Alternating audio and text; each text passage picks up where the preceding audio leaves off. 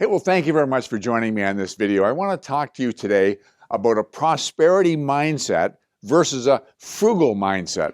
This is actually something that we've covered in our Money Machine seminar, our investment series that we've been doing. In fact, it's the basis of our investment series that we're doing, but I think it's important that we revisit it because you need to get this. It absolutely needs to be instilled in your mind. You need to understand it. For years, people relied on a corporate pension to look after their retirement years. That's almost a thing of the past. Very, very few corporate pensions available these days. But even if you have a corporate pension in place, generally speaking, they worked on the idea that 70% of your earning power was sufficient for your retirement. And that's, in fact, not enough. You know when you go on holidays, it costs you more than when you're working. And basically, when you're retired, you're on holidays all the time. So whether you're wanting to take a trip, whether you're wanting to go to a nice restaurant, whether you want to go to a play, whatever you want to do with your spare time, it's going to cost more money. And 70% just won't do it. And also, it gets eaten up by inflation. Sure, some of these pensions are indexed to inflation, but they're generally not indexed as much as inflation creates. I remember some years ago going to a restaurant. It was kind of like going back in time. They had all this memorabilia, and they had some look magazines from the 50s. And I was flipping through them, and I saw one that was advertising, put $12 a month aside, and eventually you'll retire with an annuity of $28 or $30 a month. And it sounded like, boy, you're going to be on easy street. Except that now it didn't mean a thing. It was all eaten up by inflation. There just isn't enough in pensions. So some fall into the hope of savings. If I can't get a pension, I need to save for my retirement years. And let me say, savings is important. Even in building an investment portfolio in real estate, saving is the backbone of getting started. But I'm going to maintain that saving as in itself, an avenue for retirement, won't work. And I'll tell you why. First of all, it's hard to do. Most of us, regardless of what our income level is, we spend at that level. We just don't have any surplus. But if you really discipline yourself, you really tighten your belt, you can save money. And in fact, it's important that you do save money. But let's suppose you save 10% of every dollar you earn, 10% you put aside for savings. Let's suppose you work for 40 years. Then you've saved 4 years worth of income. How much good is that going to do you in retirement? Well, you say, well, it's going to grow because of interest. Yeah, it's going to grow to keep abreast of inflation. It's not going to gain ground. So you're going to have 4 years of savings accumulated when you're ready to retire. It's just not going to be enough. What happens is you get this frugal mindset that you're liable to run out of money. You're just always concerned about that. And the other thing is you've spent your whole life savings. To all of a sudden spend the money you've saved feels like a step backwards. You're biting in or you're eroding your asset. You're taking the money you've saved and now you're spending it. So what you'll do is you'll try and come up with ways to not spend it. And that's a frugal rather than an abundance mindset. And that's what I want to avoid. To help illustrate this, I want you to imagine that you take the money that you earn and rather than throw it in the bank as savings, you buy assets as savings.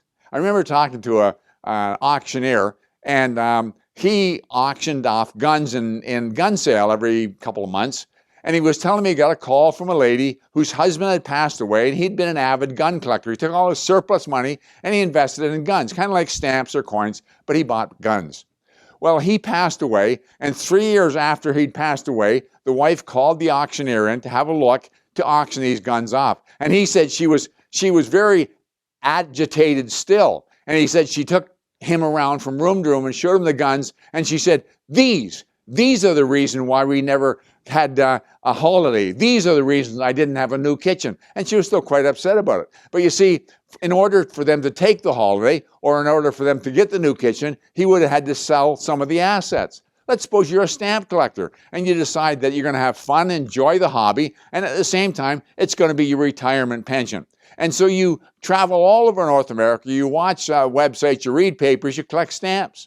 You're retired, and the husband and wife decide they want to take a European holiday. They're going to take a Mediterranean cruise perhaps and then a tour, and they figure the holiday is going to cost them $20,000.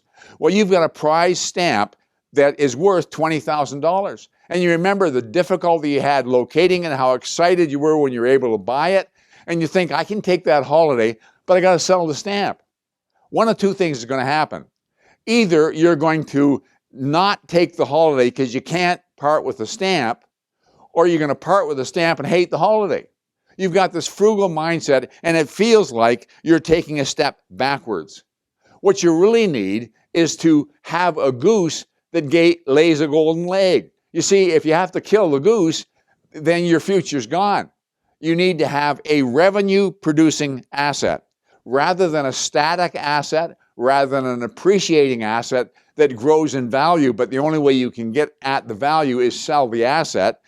Even money in the bank, the only way you can get at the money is taking steps backward. You need a revenue-producing asset.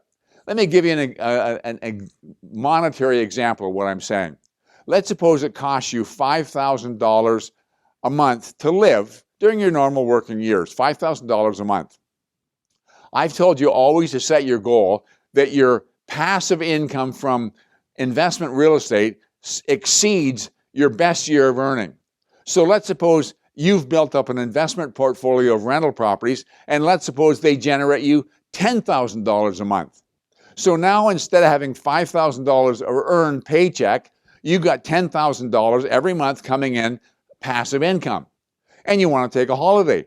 No problem, because you're going to spend the $10,000 instead of $5,000, but it's going to be replaced by another $10,000 next month and another $10,000 the month after. And so all of a sudden, you have a prosperity mindset where you're not going to worry about staying in a fine restaurant or in a wonderful hotel or eating at a fine restaurant. You're not going to worry about these things because you're not eroding the asset. You're not seeing yourself take a step backwards. You don't have this rainy day mentality. I had a neighbor who passed away, and everybody figured he was absolutely broke. He drove a 40-year-old car. He dressed in old clothes. His house needed renovation and so on.